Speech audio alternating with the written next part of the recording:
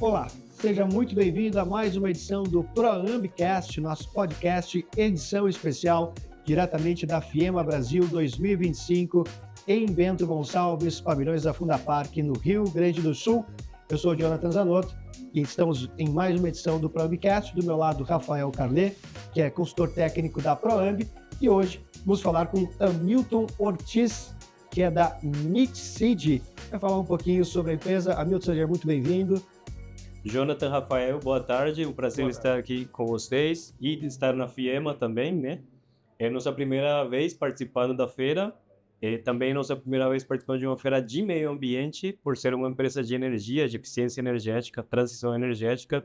É mais comum a gente transitar por esses eventos relacionados à energia puramente, mas está sendo bem interessante porque é justamente uma intenção nossa aproximar a consultoria e as análises de eficiência energética com materiais, resíduos, que são com certeza carregadores também de energia, né, nas suas matérias-primas. É um prazer estar aqui com vocês. Tudo bem. Fala um pouquinho sobre a tua carreira, sobre quem é o Hamilton. Eu sou engenheiro mecânico, formado na Colômbia, na Universidade Nacional da Colômbia. Vim para o Brasil há 11 anos. Depois de trabalhar um tempo na Colômbia, vim fazer um mestrado aqui no Brasil, em Campinas. Depois do mestrado, entrei na Mixseed, fiquei já tem 9 anos, a empresa tem 11 anos. Então, a empresa está desde 2014 trabalhando nesse setor de energia, de eficiência energética, com pesquisa, consultoria, desenvolvimento de estudos, treinamentos, meio que todo o ecossistema ao redor da eficiência energética que a gente tem participado de uma forma ou outra. Tanto no ambiente construído, que é edificações, quanto também em indústrias. A indústria é muito mais minha praia, por ser engenheiro mecânico, mas a gente aborda assim, também política, regulação, vários tipos de serviços. Falar então um pouquinho mais da Mixseed também, falar um pouquinho sobre público-alvo, áreas de responsabilidade. Explica um pouquinho para nós sobre a atuação de vocês aqui no Brasil e fora do Brasil também. Beleza. Quando a empresa começou, teve alguns estudos muito relevantes comissionados pela Embaixada Britânica, pelo PNUD, que é a Cooperação das Nações Unidas para o Meio Ambiente, e foi muito fazendo estudos de coleta de dados e insumos que não necessariamente os stakeholders que nos pediram esses estudos conseguiam ter já. E, ao mesmo tempo, tinha serviços com clientes finais, com indústrias e edificações que tinham uma infraestrutura e queriam melhorar as condições dessa infraestrutura. Então, imagina esse ambiente da feira aqui, que está sentindo que o ar-condicionado, a iluminação, a envoltória do edifício não está legal, está consumindo muita energia para o serviço das feiras. Contrata uma empresa como a nossa, a gente vem fazer uma avaliação e emite um relatório de opções de melhorias. As opções de melhoria, todas elas vão reduzir o consumo de energia, as emissões de gás de efeito estufa, e vão melhorar as condições de uso do ambiente. Então, esse ambiente de feira é um caso, mas um caso industrial a gente analisa também as caldeiras, os fornos, trocadores de calor, compressores, todos os usos de energia que inevitavelmente vão ser emissores de gases de efeito estufa, seja com eletricidade, com combustíveis. Esse é o nosso trabalho, digamos que revisar e recomendar melhorias. Já no ambiente de política pública, fazer isso de uma maneira mais global. Então, por exemplo, a gente pega o setor residencial do estado de São Paulo, alguma faixa específica de renda, tem um padrão construtivo específico, e há uma necessidade, uma vontade de alguma prefeitura de melhorar esse padrão construtivo para que as pessoas tenham uma habitação melhor. A gente faz um estudo da mesma maneira, simulando como que seria esse desempenho no futuro, e se há alguma medida que a prefeitura, nesse exemplo, pode executar, a gente tem esses insumos técnicos muito bem escritos. Então, a gente tem trabalhado com o Ministério de Minas e Energia, com a empresa de pesquisa energética, com a ANEEL, internacionalmente com a Agência Internacional de Energia, que é o maior órgão de coleta e informação de dados e de reportes anuais sobre o estado da energia no mundo. A gente tem um contrato com a Agência Internacional em que a gente coleta dados em diferentes países, diferentes regiões, sobre isso, sobre o estado do mercado, da eficiência, das renováveis também. Muitas vezes nos perguntam, eficiência inclui painel solar ou não? Inclui geração eólica, por exemplo, ou não? E são muito complementares, na verdade. Um é o estudo de oferta e outro é o estudo de demanda. A eficiência está muito mais no lado da demanda, de como você usa essa energia, certo? Mas é super complementar, porque se a gente melhora, digamos, o desempenho de alguém que está consumindo, inevitavelmente vai demandar menos da rede, e a rede pode oferecer essa energia para algum outro usuário. Então, qual é que é a importância hoje dentro do teu trabalho de um diagnóstico bem feito? Absoluta, a importância é prioritária, sim, é o que a gente mais preza por fazer de uma maneira excelente, porque é muito análogo a um médico clínico geral. Você pode ir numa consulta de 10 minutos no clínico geral que nem encosta em você, e ele vai te falar que você tem uma afecção crônica por algo que ele viu. Se ele é muito sábio, se é uma pessoa que... Tem médicos assim, né? Tem médicos que só te olham e já te falam, você tem uma artrite, sei lá. Uhum. No caso nosso, a gente prefere estar mais instrumental, prefere estar mais aparelhado, mais cheio de informação. Então a gente é aquele clínico geral que vai te perguntar muita coisa, vai anotar com letra que deu para entender depois, né? Que não dá para não compreender as informações. Em muitos casos a gente já vai fazer alguns exames específicos, que no caso do clínico seria raio-x, no caso a gente faz termografia, faz uma medição de potência em equipamentos específicos, e com tudo isso em mãos a gente aí sim emite um laudo, um relatório, né? Um documento de recomendações. Essas recomendações, inevitavelmente, têm que ir com o lado econômico. Então, a gente, para conseguir falar, teu forno está ruim, é bom você trocar, temos que ter a clareza de quanto custa o forno novo dessas condições, quanto que esse forno vai durar, quanto gás a menos ele vai consumir, ou se ele vai poder funcionar com biogás também, que é um dos casos que eu estou muito mais vendo na feira, por exemplo, potenciais fornecedores de biocombustíveis, biomassas, que são úteis para as mesmas aplicações que hoje a gente usa combustíveis fósseis. Então, quanto melhor o diagnóstico, voltando na sua pergunta, é muito mais assertivo e correta a resposta que Então, você. é importante em diagnóstico, tanto qualitativo tanto quantitativo, né? Porque aí tem um embasamento para uma boa recomendação, né? Sim, e você comentando isso, surge outra coisa, é que muitas vezes a gente se preocupa, as pessoas se preocupam pelos valores mesmo, pelo quantitativo de um diagnóstico de serviço de engenharia, né? Sim.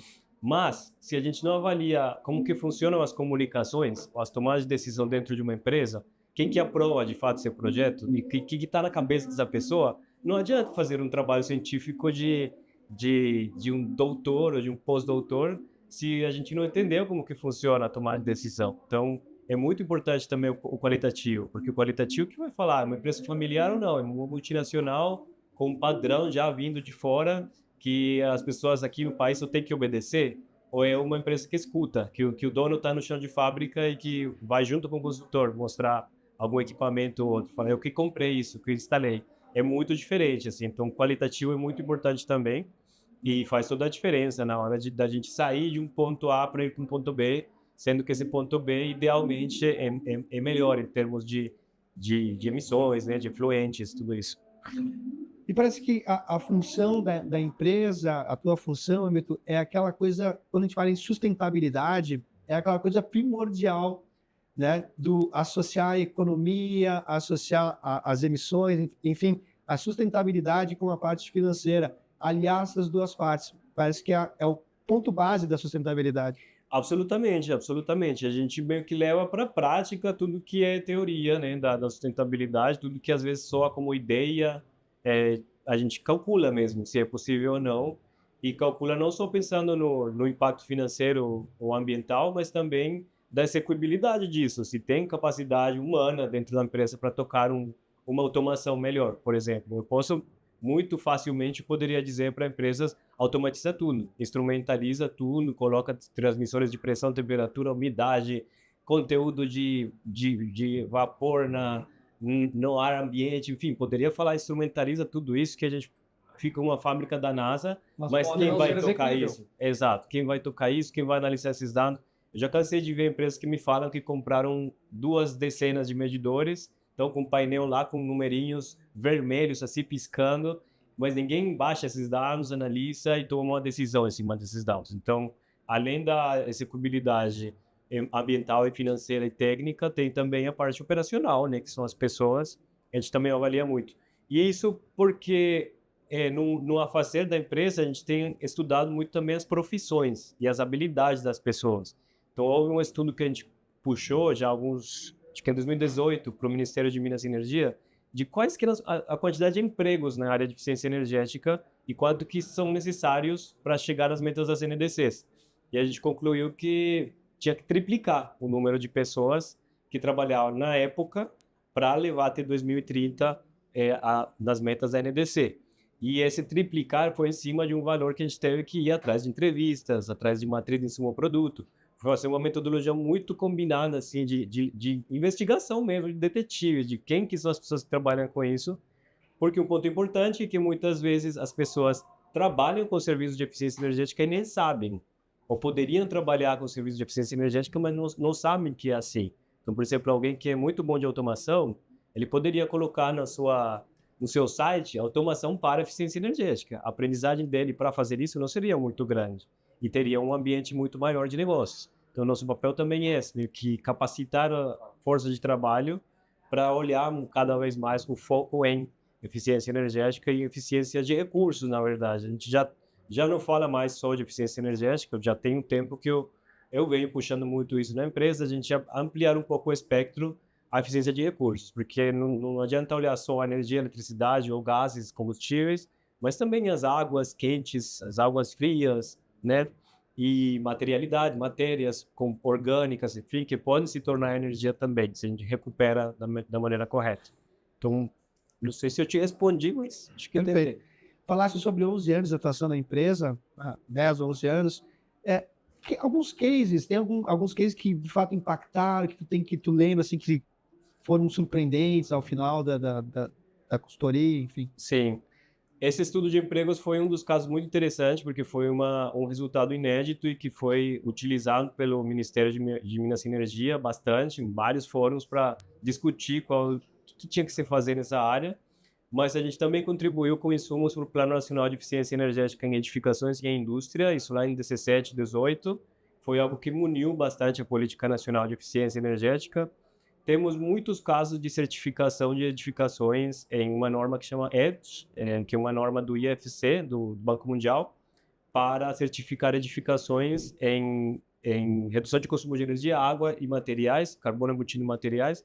Aí tem centenas de metros quadrados certificados ou milhares de metros quadrados certificados em EDGE.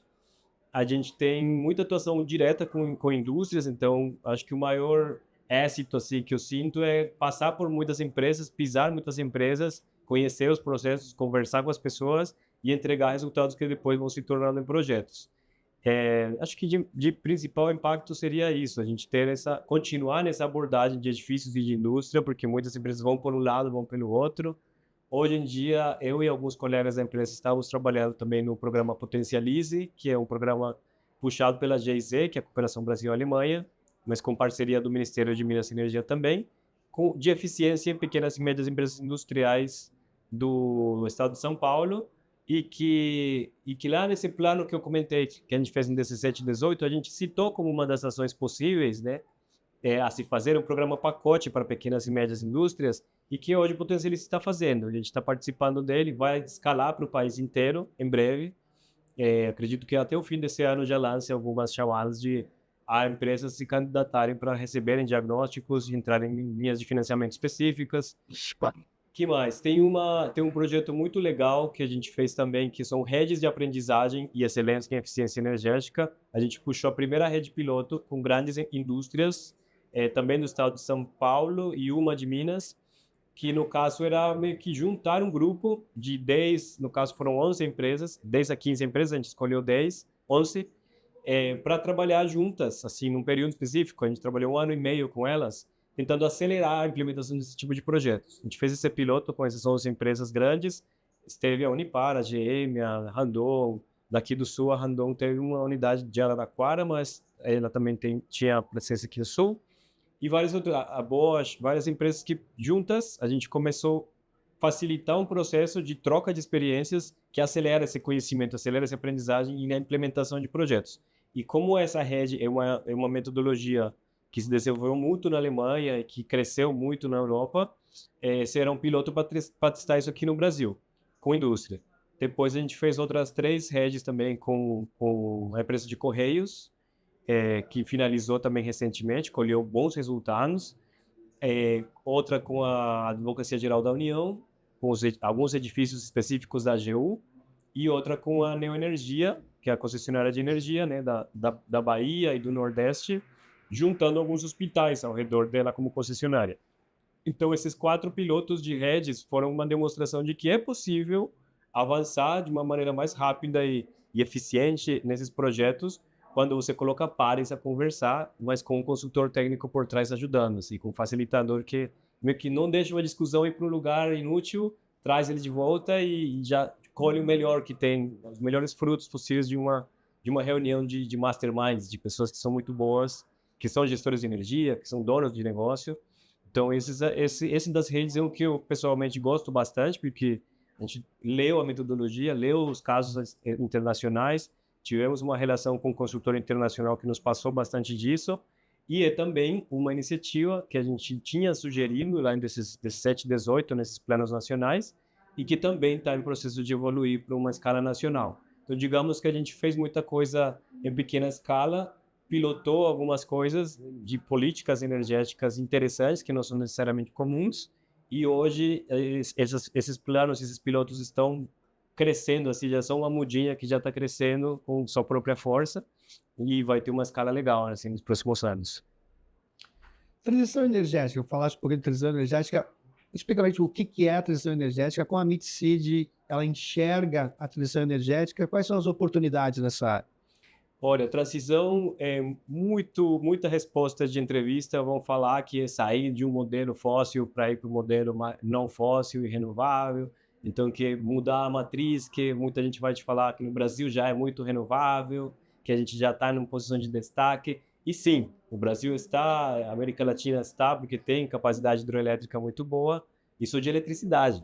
Agora, de combustíveis, para a gente tocar a quantidade de matéria-prima que tem que movimentar pelo país todo, pelo continente todo, não estamos tão bem. A gente tem um protagonismo muito grande e muito relevante do etanol, né, e do biodiesel, no caso, para grandes cargas, mas a extensão é muito grande, a extensão de terra é muito grande e se você compara ao todo, assim, o consumo de energia global do país, a participação das térmicas é mais da metade, assim, dos fósseis e das energias que se usam para térmica ou para queima, né, é mais da metade. Então, a gente tem muito a fazer ainda em transição energética. E sim, a transição energética é um conceito de a gente sair de uma dependência fóssil para poder pensar em ter energia daqui para frente, para não parar, para não chegar num ponto de declínio que nos faz tomar decisões de decomissionar algum sistema, de parar de usar algum produto, né? Ter algo que seja perene, que seja realmente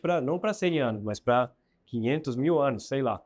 Então, nesse processo, a gente não pode pensar só na oferta, que era o que eu comentava antes, não pode pensar só em colocar mais painéis solar, mais eólicas, porque elas também demandam uma energia para ser produzidas em outra parte do globo. Não é porque a gente não está produzindo aqui que são elementos que vêm do céu e deitam bonitinhos nas grandes usinas. Não, eles consomem energia em outros lugares, consomem minerais críticos em outros lugares. Muitas vezes a gente está extraindo esses minerais aqui, enviando para fora, beneficiando fora e comprando equipamento pronto, e nisso tudo vai combustível para transportar. Então a transição é repensar tudo isso. A transição é repensar que materiais e que bens a gente precisa mesmo, que serviços a gente precisa mesmo para funcionar como sociedade e como esses insumos para esses bens e esses serviços podem ser estáveis no tempo. Não só na oferta, mas na demanda. Como que a gente está utilizando isso? Do que adiantou ter uma indústria completamente sustentável, com matriz limpa, para produzir um objeto que você pegou e já jogou fora? Não teve transição efetiva. A transição também vai no lado do consumidor, no lado do usuário, no lado de quem puxa essa cadeia, né?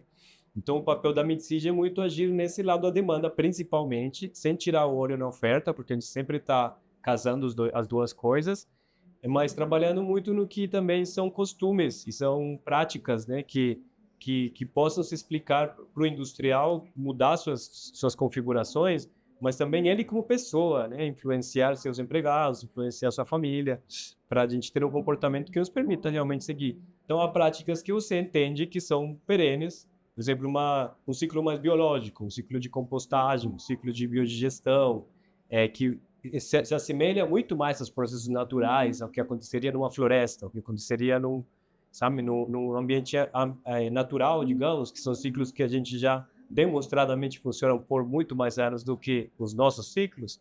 É um pouco a aposta da MidSeed, a gente tentar ficar sempre de olho nisso, nos processos naturais como modelo, né? que um pouco se assemelha ao que faz a ecologia industrial, é meio que pegar esses modelos naturais e tentar ver como nossos processos mais biofísicos se adequam de uma maneira correta. Só um pequeno exemplo, tu falaste sobre gargalos, né? De repente, trazendo um pouco para a realidade da população em geral, a gente pega aí a mobilidade com os veículos híbridos. Fala que tem gargalos, ainda muitos gargalos nessa transição energética. Esse caminho é sem volta, na tua opinião, por exemplo, e se essa forma nos dá uma condição de estar à frente em visão de estratégias de mobilidade com transição energética? Olha, sim, eu acho que uma estratégia assim, sem volta, descarbonizar o transporte, isso seja com veículos híbridos, seja com iniciativas mais na escala do urbanismo, que eu acho que precisam ser muito bem pensados também, porque um pouco esse é o pensamento da empresa, é questionar a pergunta também. Assim, a pergunta é se a gente tem que levar a pessoa do ponto A para o ponto B com um veículo, qual veículo vai ser, ou por que essa pessoa tem que se deslocar dali até ponto A até ponto B, por que ela mora ali, por que ela estuda ali, e se a gente não consegue aproximar através de uma política mais urbanística, por exemplo, fazer zonas de trânsito mais limpo pelo design da cidade e não só pelo design da mobilidade, né? Então, na empresa a gente tem muito arquiteto, urbanista, pessoas que trabalham com transporte e que estão pensando no transporte não só no olhar do veículo, mas também no olhar dos serviços, né, que esse transporte oferece. Isso para passageiro. Agora, para carga, a gente tem que pensar como que a gente reconfigura os modais de carga para concentrar a produção em rotas que sejam mais viáveis, por exemplo, de ferrovias, que são um pouco negligenciados os desenvolvimentos nisso, mas isso tem que andar junto com o veículo de grande porte elétrico, o veículo de grande porte celular combustível. Eu acho que uma coisa muito importante da nossa atuação é nunca acreditar, mas nunca acreditar numa solução mágica, e sim em diversidade e complementariedade das soluções, porque experiências já tem muitas, de achar que era por aqui e abandonamos tudo ali. Aí quando a gente descobriu, se tivéssemos combinado um pouquinho melhor as duas opções, eu estou falando de geração de energia, de modais de transporte, de produção de plásticos, bioplásticos, de quase tudo. A gente não pode, como sociedade, ir para um caminho só, porque nada na natureza acontece assim. Ninguém coloca, nenhum passarinho deixa uma semente só em um lugar, ele vai semeando assim. É o que eu ia comentar agora. A gente não pode apostar numa única matriz ou num único produto. Não. Né?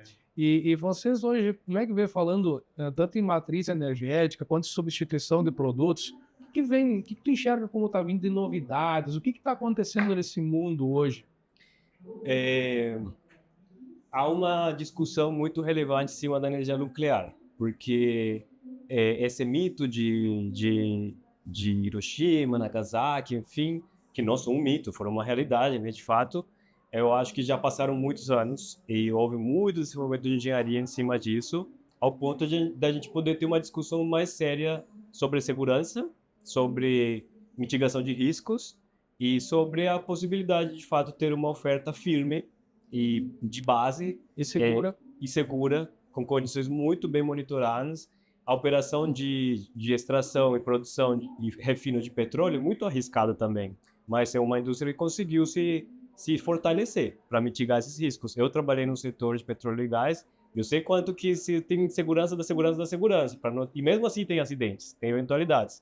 Então, no nuclear é a mesma coisa, a gente tem que ter um pouco menos de prejulgamento em cima disso, porque é uma fonte que pode ter, sim, uma constância, assim, de uma base na nossa matriz, e porque já tem muitas outras tecnologias, ciclos combinados, de reaproveitamento de gases quentes, que não é só a geração nuclear em si, mas tudo que ela desdobra, né? Isso por um lado. Por outro lado, tem tecnologias muito legais que a gente está estudando de armazenamento térmico, por exemplo, em indústrias que pode ter uma oscilação assim da demanda, que poderia armazenar em alguns sistemas que são meio refratários, meio cerâmicos, para você não precisar consumir tudo de uma vez, né, e tá queimando o tempo todo, mas armazenando também com excessos, né, com sobras de calor. Diria que a cogeração como estratégia de melhorar os sistemas de combustão existentes é algo que tem muito campo ainda no país. As bombas de calor, como tecnologia de geração de frio e calor ao mesmo tempo, também uma tecnologia que está para ser muito ampliada no Brasil. A gente viu umas implementações piloto, e não piloto, já em escala industrial e real funcionando, a gente está tentando levar empresas para lá. E eu acho que é isso, assim, da parte de oferta, a gente já conhece muitas fontes, tem que continuar essa escalabilidade do solar e do eólico, com certeza. Não sentir mais que o fotovoltaico é uma novidade, acho que já tem que virar a página e entender que um equipamento a mais nas casas, nos comércios, e lógico, continuar cuidando, continuar aprendendo dele, enfim, mas ver o que mais que a gente pode fazer mesmo, porque senão acho que a gente tem uma corrida contra o tempo, inevitavelmente tem uma corrida contra o tempo, e a gente não pode ficar esperando uma solução mágica, nem apostando numa só. Então, se tem algumas coisas, mas eu acho que tem muitas outras que a gente estaria super à vontade de compartilhar depois.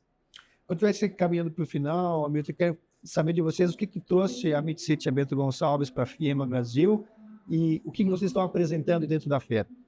Sim, a gente sempre está explorando assim, feiras e eventos de diferentes setores, por não ser uma empresa que atua numa área só. Acho que a gente tem transitado por feiras do setor elétrico, feiras de eficiência em si, de solar, e agora estamos testando pela primeira vez numa feira de meio ambiente. Para mim está sendo muito rico ver a variedade de equipamentos, de soluções, até porque o que eu comentei antes, são coisas que tem que se integrar mais, assim, o consultor de energia tem que saber um pouco mais de resíduos, tem que saber um pouco mais de água, de efluentes, né? Porque em todas as empresas onde a gente atua vai ter isso também, né? E são necessidades de integração que são presentes. Então foi isso que nos trouxe principalmente. A gente está em São Paulo, a sede, digamos, o registro da empresa, mas a empresa está espalhada pelo país, a gente trabalha remotamente. Então, acho que isso também é uma motivação, não ficar só lá em São Paulo, mas também conhecer outros territórios, outras regiões. Eu já atendi algumas indústrias do Sul, então tinha muita curiosidade de como que era o polo industrial do Sul, como que ele se compõe, voltar a escutar esse sotaque que me estava sentindo falta. E a gente trouxe um stand para receber, né, essas discussões. Por sermos uma empresa de consultoria, não temos produtos assim para apresentar, e mais essas conversas nossas. E tivemos uma palestra mais cedo que foi feita, não sei se fica gravado, registrado, mas também o material está à disposição, é justamente do tema que a gente está conversando, o papel da eficiência na transição, na descarbonização. Então, acho que mais do que nos colocar à disposição para discutir sobre o tema energia, que eu vi pouca, além de um stand da energia própria, que eu acho que é muito importante de se ter, vi poucas coisas de energia, então acho que gerar essa discussão já é um ganho para nós e espero que para a feira também.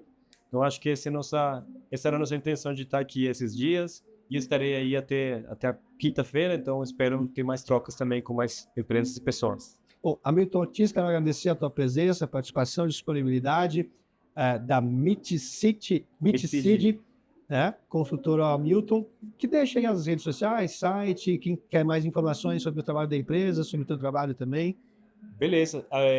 No caso, me encontram no LinkedIn como Hamilton Ortiz mesmo, tá? Esse é meu nome lá. A MidCity tá, acredito que como MidCity só no LinkedIn, mas dá para achar como MidCity Global no Instagram também.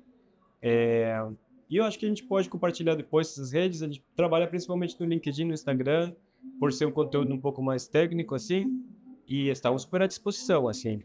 Clientes dos serviços de edificações, de indústrias, de política pública, estamos aí super à disposição de continuar. Muito obrigado. Agradecer mais uma vez ao Rafael Carlê, que é consultor técnico da ProAmbi.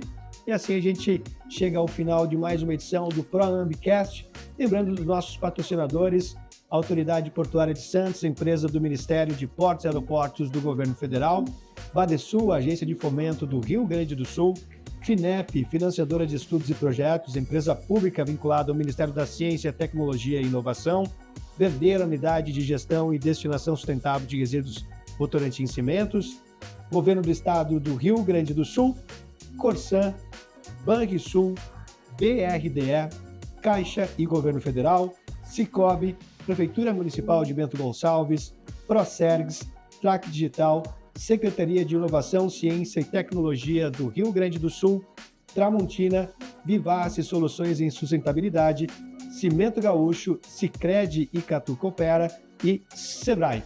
Ficamos por aqui, até o próximo episódio do ProAmbicast.